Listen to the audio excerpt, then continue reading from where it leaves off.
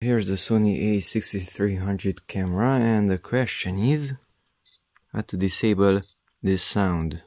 When you halfway press the shutter, here in the scene mode, it is doing that sound. If I set it to, let's say, auto, and halfway press the shutter, it's not doing it. So to remove that sound, press the menu button, menu, come to the last icon, this one, using the arrow wheels. So go up and to the right to that suitcase.